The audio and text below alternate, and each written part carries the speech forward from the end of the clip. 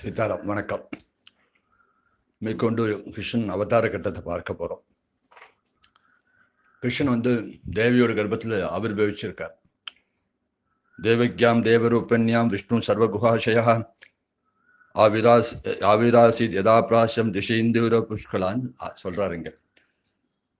தேவக்யாம் தேவரூபன்யாம், தேவிக்கே ஒரு தெய்வம் போல இருக்காள். ஏன்னா பகவானே இங்க ஆவிர்வவிச்சிருக்கனால அவ தெய்வமா தானே இருக்க முடியும். சர்வகுஹாசயகானா, சர்வகுஹாசினா உள்ள பகவான் நம்மளுக்கு அந்தரியாமி ஆத்மாவா இருந்தாலும் கூட நம்மளோட ரத்த மாம்சத்திலேயோ சுக துக்கத்திலேயோ அவருக்கு சம்பந்தம் கிடையாது. அது போல இங்க கர்ப்பத்துல இருந்தாலும் கர்ப்பத்துல துக்கானுபத்துல அவருக்கு சம்பந்தம் கிடையாது. கர்ப்பத்துல ஆவிசேஷங்கள உண்மையான கர்ப்பம் கிடையாது. அதுதான் இங்க முக்கியம். சாதாரண பிராகிருத சிசு மாதிரி இல்லாம குஹாசயகான்னு சொல்லும்போது கர்ப்பத்துல இருக்க மாதிரி ஒரு அவதார நடிப்பு. அதனால அந்த கர்ப்பத்துல துக்கானுபம் அவருக்கு கிடையாதுன்னு அர்த்தம். ஆவிராசித் யதா பிராச்சியம், ஆவிர்வவிச்சு எப்படி இந்த தூண்லேருந்து எப்படி நரசிம்மனா வெளியில வந்தாரோ அது போல தேவி கர்ப்பத்திலேருந்து வெளில வர்றார். அப்படியே வருவானே கேட்டேன். அப்பதான் உலகம் தேவிக புள்ளன்னு சொல்லுவோம் இல்லையா. பகவானுக்கே ஒரு ஆசை, தனக்கு ஒரு அம்மா வேணும் ஆசை. தானே ஒரு ஆவிர்வவிச்சுட்டா எங்கேயோ தோன்றினார் அப்படின்னு தான் பேசுவா. இப்ப கிருஷ்ணன் என்ன பேசுவா? தேவியோட புள்ள, தேவியோட புள்ள அப்படின்னு சொல்லுவா. தனக்கும் தேவிக்கும் சம்பந்தம் அதனால ஏற்படும்.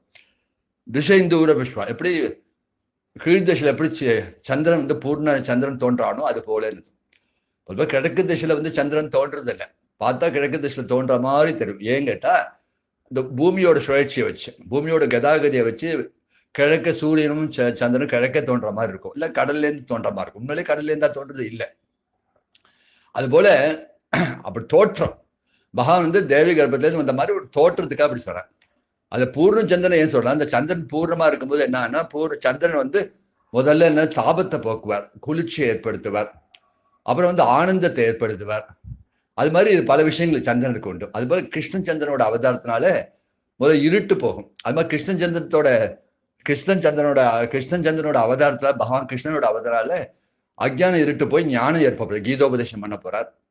சம்சார தாபம் தீங்கும். கிருஷ்ணனோட அவதாரத்துல சம்சார தாபம் தீங்கும். அது மட்டும் இல்ல, ஆனந்தமா இருக்கும். கிருஷ்ணனோட கதை லீலைகள்லாம் பரமானந்தம் இல்லையா, ஆனந்தத்தை கொடுக்கக்கூடிய இருக்கும். அது கடைசியில என்ன கேட்டா தாபத்தை, அது எப்படி இந்த விரகத்துல கோபிகள்லாம் சக்கோர பட்சியெல்லாம் எப்படி சந்திரனை பார்த்து கூவுமோ அது போல கோபிகள்லாம் விரகத்தினால கோபிகா கீதம் பாடப்போறான். அப்படி இந்த பூர்ணச்சந்திரனோட பூர்ணச்சந்திரன் போல இருக்காது. அப்ப என்ன அர்த்தம்? பூர்ண அவதாரம்னு அர்த்தம். அப்ப பண்ணோடனே அடுத்தது பகவான் அவதாரம் பண்றான். அழகான இந்த காலம் ஆவணி மாசம் ரோகிணி நட்சத்திரம் அஷ்டமி திதியில பகவான் திருவாதாரம் பண்றாராம். தேவ தமத்புதம் பாலக அம்புஜேக்ஷணம் சதுர்புஜம் ஷட்ககதாயுதாயுதம் ஸ்ரீவத்சலஸ்வம் கலசோபி கௌஸ்தவம் பீதாம்பரம் சாந்திர பயோத சௌபகம். அப்போ சாதுக்கள் மனசும் தேவர்கள் மனசுலாம் நிர்மலமா இருந்துதான். அக்னியோத்திர சாலையில அக்னி பலம் எரிஞ்சு ஜொலிச்சாராம். அது மாதிரி பசுக்கள்லாம் கோஷ்டங்களை நிறைய பாலை பெருக்கித்தான். அது மாதிரி சுபகிரகங்கள்லாம் ஜொலிச்சுதான். அது மாதிரி ஒரு சன்னிவேஷங்க. ஆவணி மாசம் ரோகிணி நட்சத்திரம் அஷ்டமி திதி. இந்த பகவான் அவதாரம் கூட ஸ்ரீ ஜெயந்தி இன்னி வரைக்கும் அந்த உற்சவத்தை கொண்டாடுறோம். பகவான் அவதாரம் பண்ணி சுத்தீனம் அது. அப்படி வரும்போது திமு மேகங்கள் கிளம்பித்து, மழை வரத்துக்காக மேகங்கள் கிளம்பித்து, எங்கும் குளிர்ச்சியா இருக்கு. மேகங்கள் கிளம்பி அழகா பகவான் அந்த சன்னிவேசத்துல அவதாரம் பண்ணான். தமத்புதம் பாலக அம்புஜேக்ஷணம், அற்புதமான குழந்தை பிறந்ததுன்னு இங்க சொல்றாருங்க. என்ன அற்புதமான குழந்தை என்னன்னு கேட்டா, உலகத்தே பிரம்மாதான் உலகத்துல எல்லா குழந்தையும் பிரம்மாதான் படைக்கிறார். ஆனா பிரம்மாவே படைச்ச குழந்தை, தன் உந்தி கமலத்துல பிரம்மா படைச்ச அவரே இன்னைக்கு ஒரு குழந்தையா வராங்க. அதனால அற்புதம். தமத்புதம் பாலக அம்புஜேக்ஷணம், பாலகா யஷ்யஷன் இங்க வியாக்கியானம். அம்புஜேக்ஷனா தாமரை போல மலர்ந்த கண்களோட வரலாம். பிறந்த உடனே எந்த குழந்தையுமே கண்ணை முடியும் தான் பிறக்கும். நம்ம கண்ணன் பிறக்கும்போது அம்மா தேவி அம்மா பார்த்து கண் சிமிட்டு சிரிக்கிறானா அம்புஜேக்ஷனம். அப்ப இன்னொரு இடத்துல என்னன்னா அம்புஜான்னு என்னன்னு கேட்டா மகாலட்சுமிக்கு அம்புஜான்னு பேர், லட்சுமிக்கு.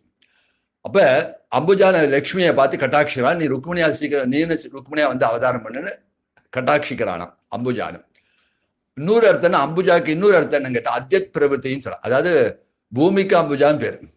அது மாதிரி பூமி பிராட்டாரும் கட்டாட்சிக்கிறா, நீ சத்தியபாமா அவதாரம் பண்ணு.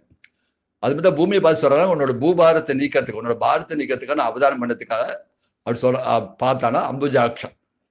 சமுத்புதம் பாலுக அம்புஷேதம் சதுர்புஜம், கையில 4 திருக்கரங்களோட பிறந்திருக்கா. அதுவே அற்புதம் தான். சங்கு சக்கரம் கெதை தாமரை அப்படி 4 வச்சுட்டு இருக்கானா. இது சக்கரவர்த்தி வீட்டுல பிறக்கலையே. போன அவதாரம் ராமாவதாரம் சக்கரவர்த்தியில அவதாரம் பண்ணார். இங்க சத்ரு வீட்டுலன்னா மாமாவே விரோதி, மாமானால ஆபத்து வரும். அப்ப விரோதி வீட்டுல வந்து பிறந்தனால எனக்கு கவலையே படாதம்மா, கையில ஒரு கதை வச்சிருக்கு, வரட்டும் கம்சன் வரட்டும், மாமா கம்சன் வரட்டும், இந்த கதையால மண்டையை போட்டு உடைக்கிறேன் அப்படிங்கிற கையில கதையோட வச்சுட்டு இருக்காராம். அது மட்டும் இல்ல சங்கு வச்சு அது மாதிரி சக்கரம் வச்சுட்டு இருக்காராம். பிறந்த குழந்தைக்கு ஒரு விளையாட்டு காட்டணுமே, இப்ப சிரிச்சுட்டு இருக்கான், அழுதா விளையாட்டு காட்டணுமே, அப்ப என்ன பண்ணுன்னு கேட்டாங்க. அதெல்லாம் கவலைப்படாதம்மா, அதுக்கு வேண்டி எல்லாமே ஊதலோட வந்திருக்கேன், காத்தாடியோட வந்திருக்கேன், கிளுகிழப்பையோட வந்திருக்கேன். இது ஊதல் எது கேட்டா சங்கு, பாஞ்சன் தான் அங்க ஊதல், கையில சக்கரம் தான் வந்து காத்தாடி, அந்த அந்த கதை தான் இங்க வந்து கிளுகிழப்பு. எல்லாம் நான் வந்துட்டு நீ ஒன்றும் சமப்பட வேணா, கை விலங்கு கால் வங்கி போட்டு நீ எப்படி கை வச்சு கிளுகிழப்பு வச்சு ஆட்டுவேன். அந்த கிளுகிழப்பு சாமானே அந்த எல்லாத்தையும் சங்கு சக்கரம் அதெல்லாம் அவருக்கெல்லாம் விளையாட்டு சாமான பேர், அதான் விளையாட்டு சாமானோட வந்துட்டேன். ஸ்ரீவத்சலஸ்வம் சங்க கதாயுதாயுதம் ஸ்ரீவத்சலஸ்வம். கண்ணு இவ கண்ணே பட்டு நல்ல நீல கலர்ல இருக்கான், நீல டால் அடிக்கிற நீல பாலனா இருக்கான். அந்த இருட்டாரு கூட அந்த காராகிரமே பளிச்சுன்னு பிரகாசம் ஆயிட்டான், அதுக்கு ஒளி கொடுக்குற மாதிரி இருக்கான். அதனால என் கண்ணே பட்டு மூக்கு மொழிமா நல்ல நீல பாலனா இருக்கேடா அப்படின்னு சொல்லும்போது திருஷ்டி போட்டு வைக்கணும் ஆசைப்படுறா. கை கால் விளங்கிட்டு இருக்கு தேவிக்கு. தன்னோட நெத்தியில உள்ள அந்த திலகத்தையோ இல்ல கண்ணில் உள்ள மைய எடுத்து திருஷ்டி போட்டு வைக்கலாம் பார்த்தா அது கூட முடியல. எங்கிட்ட அதுக்கு கவலையப்படாம ஸ்ரீவத்சம் கூட மருவோடே பிறந்திருக்கேன். மார்பிள் ஒரு மரு உண்டு பகவானுக்கு, கருப்பா ஒரு மரு உண்டு, அது ஸ்ரீவத்சம் பேர். ஆனா அந்த திருஷ்டி போட்டோடே வந்து பண்றேன். ஸ்ரீவத்சவத்சம் கலசோபிக கௌஸ்துபம். பொதுவாக அத்தை காப்புன்னு ஒன்று உண்டு, 7ஆம் நாள் வந்து அத்தை காப்பு. இவ கழுத்தை செயின் தான் போட்டுருக்கா, எடுத்து கண்ணனுக்கு போடலான்னு நினைச்சா அது என்கிட்ட கை கால் விளங்கிட்டுக்கு ஒன்றும் பண்ண முடியல. 7ஆம் நாள் அத்தை காப்புக்கு என்ன கவலைப்பட, எல்லா வித பூஷணங்களோடையும் வந்து பிறந்திருக்காராம். மார்பிள கௌஸ்தவம் கூட மணி போட்டிருக்கா, அப்ப நிறைய ஆரங்கள்லாம் போட்டுருக்கார். கலசோபி கௌஸ்துபம் பீதாம்பரம். பிறந்த குழந்தைக்கு ஒரு ட்ரெஸ் வேணுமே இந்த குழந்தைக்கு அப்படின்னு கவலைப்பட வேண்டாம், நம்ம பீதாம்பரத்தோடய பிறந்திருக்கு பாரு, அழகா பீதாம்பரம், அழகா ஒரு சின்ன பீதாம்பரம் மஞ்சள் கலர்ல ஒரு அழகான பட்டோட வந்து பட்டை கட்டின்னு பிறந்திருக்கா. பீதாம்பரம் சாந்திர பயோத சௌபதம். அப்படி பார்த்து ஆனந்தப்படுறா, இப்படி ஒரு குழந்தை அற்புத குழந்தை பிறகு. இந்த குழந்தைய பார்த்தோன்னே அவளுக்கு எடுத்து கொஞ்சம் ஆசை இருக்காதா? அதான் இங்க சொல்ல மகார்கவை தூர கிரீட்ட குண்டலம் சித பரிஷ்வந்த சகஸ்த குண்டலம் அப்படின்னு சொல்லிட்டு வாசுதேவ ஏக்ஷித பார்த்தா அந்த சுருண்ட கேசம், அந்த சுருளான கேசம் நல்லா இருக்கான். அதுக்கு பாட்டு நிறைய காத்த தலையில கிரீடத்தோட பிறந்திருக்கார், காதல குண்டலத்தோட பிறந்திருக்கார், எல்லாரோட பூஷணங்கள் எல்லா ஆபரணங்களோட பிறந்திருக்கார். அப்படி பிறந்தோடனே அந்த பார்த்தா இங்க இவர் சொல்றார், சுகர் சொல்றார், அதோட மதிப்பு என்னன்னு கேட்டா அந்த கிரீடத்தோடயோ குண்டலத்தோட மதிப்பு, இது வந்து வெறும் தங்கத்தினாலே ஒரு பத்திரத்தினால ஆனது இல்லப்பா. பகவான் திருமேனிக்கு என்ன மதிப்பு இருக்கோ அதே மதிப்பு இதுக்கும் உண்டா. அதனால சொல்றார் பரிஷ்வக்த சகஸ்த குந்தலம் சொல்லி. அதனால வந்து அந்த அந்த மகாபைரு அதுக்கும் அதே மதிப்பு உண்டு. ஏன்னா பகவான் திருமேனியில இயற்கையாவே திருமேனியோட ஒட்டி பிறந்திருக்கு இந்த பூஷணங்கள்லாம். அது வசுதேவர் வந்து ஏக்ஷத பார்க்கிறாராம். என்ன பார்க்கறா? விஸ்மய பார்க்கிற வசுதேவர் பார்க்கிற ஃபுல்ல விஸ்மதோ அலி அனந்த அந்த புல்ல வந்து பாக்குறா, கிட்ட பாக்குற ஆனந்தமா இருக்கு பாக்குறதுக்கு, ஆனந்தமா இருக்கு. அவரு ஆனந்தமா இருக்கு. வசுதேவர் பாக்குறார், ரொம்ப ஆச்சரியமான பாக்குற வசுதேவர் வந்து பாக்குற தெரியுது, பகவான் தெரியுது இல்லையா?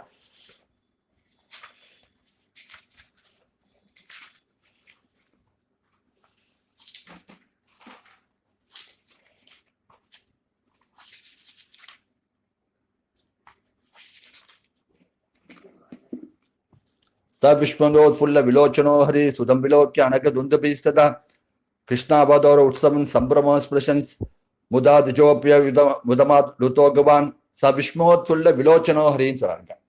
அதை பார்த்தோன்னே அந்த பார்த்தோன்னு அந்த மலர்ந்த கண்களோட பாக்குறாராம் இந்த குழந்தைய. அது எப்படி இருக்குன்னு கேட்டா, ஹரின்னு நினைச்சுட்டு விலகவும் முடியல. அது பகவான் தெரிஞ்சு கொடுத்த, பகவான் நினைச்சு விலக முடியல வசுதேவரால. இல்ல சுதன் தன் குழந்தை நினைச்சுட்டு அணுகவும் முடியலையா, அரியா சுதனா தெரியாம தகைச்சு போய் நிக்கிறாராம். அப்ப என்ன பண்றதுன்னு தெரியாம அணக்க துந்துபிஸ்தடான்னு சொல்றாங்க. அணக்க துந்துபினா இவருக்கு வசுதேவருக்கு பேரு அணக்க துந்துபியா. ஏன் ஆணக்க துந்துபி ஏன் கேட்டா, வசுதேவர் பிறக்கும் போதே ஒரு துந்துபி வழங்கிட்டான், பின்னாடி வாசுதேவனான பகவான் பிறக்க போறான், அவருக்கு இவர் அப்பாவை ஆப்போறான்னு சொல்லி, ஆனா அவருக்கு இவ அப்பானால ஆணக்க துந்துபிஸ்ததான்னு சொல்றாங்க. அப்படி சொன்னோடனே உடனே இங்க வசுதேவரோட பிரார்த்தனை ஸ்துதிங்க. விதுதோஷி பவான் சாட்சா புருஷா பிராகிருத்தே பரா கேவலானந்த ஸ்வரூப சர்வ புத்தி திருக்கு விதுதோ நீ பிராகிருத புருஷன், உன்னை பார்த்தோன்னு புரிஞ்சுட்டேன்னு சொல்ல. சங்கு சக்கரத்தோடு பிறந்தனால பார்த்தோன்னு புரிஞ்சுட்டேன்னு சொல்ல ஒரு ஆச்சரியமா என்ன? சங்கு சக்கரத்தோடு சதுர்புஜத்தோடு பிறந்திருக்க பகவான் என்ன எப்பவுமே பார்க்கப்பட்டது பிரம்மம் ஆகாது. எதனால எதை பார்க்கிறோமோ எதனால பார்க்கிறோமோ அது பிரம்மமாகும். எப்பவுமே பார்க்கப்பட்டதோ கேட்கப்பட்டதோ இல்ல அறிஞ்சதோ பிரம்மம் ஆகாது. எதனால நம்ம அறியணும், எதுதான் அறியணும்? நம்ம ஆத்மானால எல்லாத்தையும் அறியணும். அந்த ஆத்மா தான் பிரம்மம். உள்ள இருக்க ஆத்மா தான் வெளியில பரபிரம்மமா பகவான இந்த ஆத்மானால்தான் பரபிரம்மத்தை பார்க்க முடியுமா. அந்த ஞானத்தோடு சொல்றார், உன்னை நான் பார்த்து புரிஞ்சுட்டேன்னு சொல்றார். பார்த்து புரிஞ்சுட்டு சொல்றார், கேவலாவும் நந்த ஸ்வரூப்ப. கடைசியா என்ன பிரார்த்தனை பண்றேன்னு கேட்டா, கேவலான் நந்த ஸ்வரூப்ப நான் புத்தி பிரிவு உன்னை புரிஞ்சுட்டேன் அப்படின்னு சோசனம் பண்றேன். பொதுவா அப்பா அம்மாவுக்கு பாசம் தானே இருக்கும். பெரிய புள்ள எல்லாம் தெரிஞ்ச சர்வைக்குனாண்டா கூட பாவம் ஒண்ணுமே தெரியாது என் குழந்தைக்குன்னு சொல்வா. நல்ல யானை போல பருத்து இருந்தாலும் என்ன சொல்வா, என் குழந்தை இழைச்சிருக்கானுன்னு தான் சொல்வா. பாசம். ஏன்னா அன்னைக்கு விஸ்வாமித்திரர் சொல்லி கூட தசரதுக்கு புரியல. பூர்வாவதாரத்துல விஸ்வாமித்திரர் அகம்வேத்தி மகாத்மான பிராமன் சத்திய பராக்கிரமம் சொல்லி கூட அங்க தசருக்கு ஏன் தசரது பாசத்தோட பார்த்தார். இங்க இவரை எப்படி பாக்குற, வசுதேவ் ஞானத்தோட பாக்குற. ஏன்னா அப்பப்பட்ட ஞான திருஷ்டியை கொடுத்துட்டான் பகவான். ஞானத்தோடு பார்த்தனால இவருக்கு புரிஞ்சுதுன்னு சொல்றார். ஆனா ஞானத்தோடு பார்த்தா இவர் புரிஞ்சுது. அதனால இவர் சொல்றார், உன்னை புரிஞ்சுட்டேன் அவனு சொல்ல கேவலாம நந்த சொல். நீ கேவல சொரூபத்தோட உன்னை கிட்டக்கு கொஞ்சம் எனக்கு ஆசையா இருக்கு. ஆனா நீ சதுர்புஜத்தோட இருந்தா எனக்கு ஒரு கூச்சமா இருக்கு, பயமா இருக்கு. ஆனா நீ ரெட்ட கையோட மாறிண்டு எனக்கு என்ன உன்னை அணிவிக்கத்தை கூட அப்படின்னு கேட்கிறார். ஒரு சேயம் அப்பா வசுதேவருக்கு அப்பாவுக்காக ஞானம் இருக்கும், அம்மாவுக்கு எப்பவும் அஜ்ஞானி தானே இருக்கும். அம்மா எப்பவும் பாசத்தோட அஜ்ஞானியா தானே இருப்பா. ஆனா இங்க எப்படி தேவிக்கு சோஸ்திரம் ரொம்ப விசேஷமா, ரூபப்யத்த பிராப்தியம் அவ்வக்தமாதம் பிரம்மஜோதி நிர்குணம் நிர்விகாரம் சத்தாமாத்த நிர்வீஷம் நிரீகம் சாஸ்தாம் சாத்வம் சாட்சா விஷ்ணு அத்தியாத்ம தீபகம். என்ன உபனிஷத் வேத்தியமான பிரம்மம் புரிஞ்சுட்டேன்னு சொல்றான். ஆச்சரியம். எந்த ஸ்கூல்ல போய் படிச்சா, எங்க போய் எந்த பாடத்துல போய் படிச்சா உபனிஷத்தோ வேதாந்தமோ படிக்கவும் முடியாது. எப்படி பார்த்த மாத்திரத்துல ஞானத்தை கொடுக்குறானா. பின்னாடி தேர்தட்டில் உட்கார்ந்துதான் கீதை உபதேசம் பண்ணணும்னு அவசியம் இல்லை. பிறந்த உடனே தன் சந்நிதி மாத்தினால தேவிக்கு அப்பேற்பட்ட ஞானத்தை தேவி அப்படி சோசனம் பண்ணா. உன்னை எப்படி புரிஞ்சுட்டா, அவ்வியக்தம். உன்னை எல்லாரும் அவ்வியக்தம் தோற்றமே இல்லாதவன் சொல்றா. உபனிஷத் சொல்றதா அப்படியே சொல்றா. அவ்வியக்தம் தோற்றமே இல்லாதவன். ஆனா நீ தோன்றிருக்க, எனக்கு நேர கண்ணனா தோன்றிருக்கிய. உனக்கு உற்பத்தியில் ஆத்தியம் உற்பத்தி இல்லைன்னு சொல்றா. ஆனா நீ உற்பத்தி ஆயிருக்கிய, உனக்கு அளவே கிடையாது. உனக்கு சின்ன 2 அடியில நீலபாலெல்லாம் உன்னி கிருஷ்ணனா எனக்கு ஒரு ரூப அளவோட இருக்கியே. ஜோதி உனக்கு ரூபமே கிடையாதுன்னு சொல்றா. ஜோதிமயம் தான் சொல்றா. ஆனா நீ ரூபத்தோட இருக்க, நல்ல மூக்கு மொழிமா நீலபாலனா இருக்கியே. நிர்குணம் உனக்கு குணமே இல்லைன்னு சொல்லாருன்னு சொல்றா. உபநிஷம் குணம் இல்லைன்னு சொல்றா. ஆனா நீ குணத்தை பிரகாசப்படுத்த போறிய. நிர்விகாரம்னா அது சேஷ்டைகளோட இருக்க. அது குணம் உண்டு, அதுக்குள்ள சேஷ்டைகளோட இருக்கேன். நாளைக்கு எவ்வளவு சேஷ்டைகள் எவ்வளவு லீலைகள் பண்ண போறேன். சத்தா மாத்திரம் சொன்னா ஆதாரமா இருக்கும். அவனுக்கு பகவானுக்கு ஆதாரமே கிடையாது. பகவான் தான் எல்லாருக்கும் ஆதாரம். ஆனா இங்க ஆதாரத்தை தேடின்னு வந்திருக்காங்க. தனக்கு ஒரு அப்பா அம்மா வேணும்படி ஆதாரத்தை தேடின்னு வந்திருக்காராம். சத்தா மாத்திரம். நிர்விசேஷம் லட்சணங்களோட இருக்காங்க. நல்ல மூக்கு மொழியோட அழகான அந்த கொவ்வை செவ்வாயோட சிரிச்ச முகமா அந்த லட்சணத்தோட சாமுதிரிக லட்சணத்தோடயே இருக்காராம். அந்த அந்த அந்த குண லட்சணங்கள்லாம் இருக்கு. நிர்விஷயம் அங்க லட்சணம் கிடையாதுன்னு சொல்றான். பிரம்மத்துக்கு லட்சணம் கிடையாது. நிருகின்னா சேஷ்ட கிடையாதுன்னு சொல்றான். ஆனா இங்க சேஷ்ட இருக்கு. விகாரம் கிடையாதுன்னு சொல்றான். நிர்விகாரம் அதுல பிரம்மத்துக்கு மாறுதலே கிடையாது. ஒரே மாதிரி இருக்கும், சாஸ்வதமா ஒரே மாதிரி இருக்கும். ஆனா இங்க நீ மாறிண்டே இருக்க போறிய. ஒரு பருவத்துக்கும் ஒரு மாறிண்டே இருக்க போறியா. சாட்சாத் விஷ்ணு அத்தியாத்ம தீபகா. ஆனா சாட்சாத் விஷ்ணுன்னு நான் புரிஞ்சுட்டேன். ஆத்தியாத்ம தீபகான்னு சொல்றான். எப்படின்னு கேட்டா எப்படின்னு கேட்டா சாதாரண பிராகிருத சிருஷுக்கும் இந்த குணங்கள் இருக்காது. நிர்குணமா இருக்கக்கூடியது, நிர்விகாரமா இருக்கக்கூடியது, நிர்விசேஷமா இருக்கக்கூடியது பிரம்மம். அந்த பிரம்மத்துக்குள்ள எந்த தன்மையும் சாதாரண குழந்தைக்கு வருமா? சாதாரண ஜீவனுக்கு வரவே வராது. ஆனா அந்த பரபிரம்மே தான் இங்க யசோதைக்கு குழந்தையா வந்தனால இந்த யசோதை சொல்றா, தேவிக்கு சொல்றா, நீ அதே பரபிரம்மம் தான் குழந்தையா வந்துட்டே நான் புரிஞ்சுட்டேன். அப்ப இந்த ரூபமே பரபிரம்மம் தான். கிருஷ்ண ரூபமே பரபிரம்மம். ஆனா கிருஷ்ண ரூபம் பிராகிருத ரூபம் இல்லை. நம்மளுக்குலாம் பாஞ்சபௌதிகமான சரீரம், அதனால நம்ம பிராகிருத சரீரம். ஆனா பிரம்மத்துக்குள்ள எந்த தன்மையும் நம்மளுக்கு வரவே வராது. ஆனா அப்படி இல்லை. இவர் அப்ராகிருத மங்களமா பாஞ்சபௌதிகமான சரீரம் இல்லை, அவருக்கே உள்ள உரித்தான அப்ராகிருத மங்கள விக்கிரமாக தோன்றி அதே பரபிரம்மன் தான் இன்னைக்கு தேவிக்கு புள்ளையா கிருஷ்ணனா வந்திருக்கு. ஆனா இங்க தேவி சொல்றா, உபனிஷத்து உன்னை எப்படி எல்லாம் சொல்றதோ, உபனிஷத் வேதமான பரபிரம்மம் உன்னை எப்படி எல்லாம் சொல்றதோ, அதே அந்த உபனிஷத் பிரம்மமான பரபிரம்மே எனக்கு குழந்தையா நீ வந்திருக்கியே, இந்த ரூபமே பிரம்மன் தான். அப்ப வந்து பிரம்ம வேற. சில பேர் ஆத்ம ஞானிகள் சொல்றா பிரம்மத்தை உணரணும்னு சொல்றா. அது அவ உணர்வா சில பேர் உணர்றாங்க. நம்மளுக்கு உணர முடியலையே, சம்சாரிகளுக்கு நம்மளுக்கு அந்த ஆத்ம ஞானம் வரலையே, அந்த பிரம்மத்தை உணர முடியலன்னா, பிரம்மம் ஒண்ணுதான் இருக்கு, சுத்த சைத்தன்யமா பிரம்மம் ஒண்ணுதான் இருக்கு அப்படின்னு சொல்றா. அதை நம்மளால உணர முடியலன்னு கேட்டா, அந்த உணரவும் அதுக்குதான் அதுக்குதான் பகவான் கிருப்ப பண்ணிட்டார் நம்மளுக்கு. நீ வந்து அந்த பிரம்மத்தை உணர்வுன்னு சிரமப்படாத, நானே ரூபத்தோடு இருக்கேன், நீல பாலனா உன்னி கிருஷ்ணனா இருக்கேன், இந்த ரூபம் தாண்டா பிரம்மம், இந்த என்ன பிடிச்சுக்கோ, என்ன அனுபவி, என்ன ரசி அப்படின்னு சொல்லி உனக்கு உனக்கு வந்து என் குணத்தை அனுபவி, என் ரூபத்தை அனுபவி, என் லீலைகளை அனுபவின்னு சொல்லி அந்த பரபிரம்மம் நம்மளுக்கா பரம காரணியத்தோட அந்த ரூபத்தோட கிருஷ்ண ரூபமா வந்திருக்கான். எதாவது தேவிக்கு புரிஞ்சுட்டு சோஸ்திரம் பண்றா. எந்த அத்தியாத்ம தீபம் சொல்றா, எந்த சுத்த சைத்தன்யமான அகண்டகார ஆத்ம வஸ்துவோ, எது பரபிரம்மமோ, அந்த பரபிரம்மே எனக்கு குழந்தையா ரூபத்தோட கிருஷ்ணனா உன்னி கிருஷ்ணனா நீ அவதாரம் பண்ணிருக்கீங்க சோஸ்திரம் பண்றோம். இது ஆச்சரியம். தேவிக்கு இப்படி ஒரு சோஸ்திரம் பண்ணோன்னா இது ஆச்சரியம். இதை பார்த்தோன்னா பகவான் பார்த்தான், அம்மாவுக்கு ரொம்ப ஞானத்தை கொடுத்துட்டோம். ஆனா அம்மா ஞானம் பண்ணா இப்படியே பார்த்துட்டா என்னை ஒருத்தர் கொஞ்சவே இல்லை, எடுத்து கொஞ்சம் வேண்டாமா, குழந்தை எடுத்து கொஞ்சம் வேண்டாமா, எடுத்து முத்தம் கொடுக்க வேண்டாமா, கொஞ்சம் வேண்டாமா அப்படின்னு சொல்லிட்டு இவளுக்கு அஜ்ஞானத்தை கொடுக்க, கொஞ்சம் அடுத்த நிமிஷம் அஜ்ஞானத்தை கொடுத்துட்டான். அஜ்ஞானத்தை கொடுத்தோன்னே இங்க தேவி சொல்றா, ஐயோ கம்சன் வந்துடுவான்டா, உன் மாமா வந்துடுவாடா, இதான் பண்ணிட போறான் உடனே. அது ஒரு அவனுக்கு விஷ்ணுன்னா பிடிக்கவே பிடிக்காது. உன் சதுர்புஜத்தோட பார்த்தா விஷ்ணு மேல இம்சிப்பான், ரெட்டை கையோட மாறிடா, ரெட்டை கையோட மாறிடான்னு கெஞ்சராளா அழறாளாம். உடனே அடுத்த நிமிஷம் பகவான் சொல்றான், உங்களுக்கு ஜென்ம ஜென்மமா ஒரு சம்பந்தத்தை நினைவுபடுத்தி தான் இந்த ரூபம் கொடுத்தேன்னு பேசுறானா அழகா, சின்ன வாய்னால பேசுறான். என்ன சொல்றான்னு கேட்டா, பூர்வத்துல நீங்க வந்து சுதபா பிரச்சனையும் கூடிய ரிஷி பத்தினியா இருந்து நீங்க தபஸ் பண்ணி நீ என்ன குழந்தையாடின்னு ஆசைப்பட்டேன், உங்களுக்கு பிரச்சனை கர்ப்பன் கூடிய பேரோட உங்களுக்கு வந்து நான் அங்க அப்ப அவதாரம் பண்ணேன். திருப்பி அந்த ஆசை உங்களுக்கு போகல, திருப்பி உங்களுக்கு என்ன குழந்தையாடின்னு ஆசைப்பட்டு அடுத்த ஜென்மால கஷ்யபர் அதித்தியா வந்தேன், உங்களுக்கு உபேந்திரன் கூட வாமனனா வந்து அவதாரம் பண்ணேன்.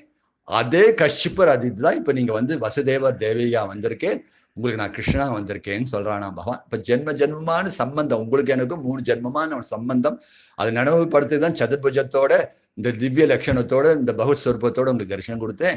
இருந்தாலும் நான் வந்து இங்க அவதாரத்தை இங்க பண்ணேன் தர, என்னோட லீலைகள்லாம் கோகுலத்துலாம் வருவேன், தர்கிமாம் கோகுலன் ஐயா, என்ன கோகுலத்துல கொண்டு விடுங்கோன்னு சொல்றானா. கோகுலத்துல கொண்டு விட இப்படி மனசு வருமா, குழந்தை இப்பதானே பிறந்திருக்கு, அதுக்குள்ளே என் குழந்தை என்னை விட்டு பிரிஞ்சு போறானேன்னு இப்ப வருத்தப்படுறான். உடனே வசுதேவர் தான் பரம ஞானி, அவர் வந்து விவேகி, அவர் சொல்ற பகவானோட உத்தரவை நம்ம என்னைக்கு மீறக்கூடாதுன்னு சொல்லி உடனே அடுத்த நிமிஷம் பகவானை தூக்கப்படுறான். பகவானை தூக்கி போகும்போது தானே இந்த கை விலங்கு கால் விலங்குலாம் தானே இற்று விழுந்துதான். ஏன்னா எந்த இற்று வந்து கையை தூக்கின்றார், பகவத் பிரச்சோசிதா. இப்ப கட்டும் கவலமா இருக்கே, இங்கேருந்து எப்படி போக முடியும், கம்சன் கிட்ட பயம் இல்லை, எதுக்கு பயப்படும், பகவானே கையில் இருக்கும்போது எதை கண்டு பயம். உடனே கிளம்பினா, உடனே தேவிக்கு அழுதா, தேவை சமாதானப்படுத்தினா, கையில குழந்தை எடுத்துட்டு பகவானோட உத்தரவை மீது பகவான கோகுலத்தை கொண்டுட்டு, அங்க யசோதிக்கு ஒரு பொன் குழந்தை பிறந்திருக்கு, அந்த பொன் குழந்தைய இங்க கொண்டு சேருங்க சொல்ல, உடனே ஜெயிலுக்கு பூட்டு தானா உடஞ்சுது, ஜெயிலுக்கு தானா திறந்தது, வாச காவலாளி நல்லா அசந்து தூங்கிட்டான். உடனே மழை கொட்டுறது, மழை ஏன் மழை சில மழை கொட்ட ஆரம்பிச்சிருது, நல்ல துமுன்னு மேகம் இடிக்க ஆரம்பிச்சிருது, மின்னல் அடிக்கிறது.